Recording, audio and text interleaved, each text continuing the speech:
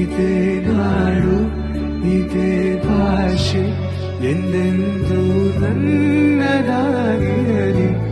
ಎಲ್ಲೇ ಇರಲಿ ಹೇಗೆ ಇರಲಿ ಕನ್ನಡವೇ ನಮ್ಮ ಉಸಿರಲ್ಲಿ. ಇದೇ ನಾಡು ಇದೇ ಭಾಷೆ. ಶರಣ ಶರಣಾರ್ಥಿ. Live F M 107.2 R J Shiva ಇವರು ನನಗೆ ಕನ್ನಡದ ಹರಟೆಕಟ್ಟೆ ಕಾರ್ಯಕ್ರಮಕ್ಕೆ ಅತಿಥಿಯಾಗಿ ಆಗಮಿಸಿ ಸತ್ಕಾರ ಕೊಟ್ಟಿದ್ದಕ್ಕೆ ನಾನು ತುಂಬ ಧನ್ಯವಾದವನ್ನು ತಿಳಿಸುತ್ತೇನೆ. ಈ ಕಾರ್ಯಕ್ರಮ ತುಂಬ ಚೆನ್ನಾಗಿ ಮೂಡಿಬಂತು.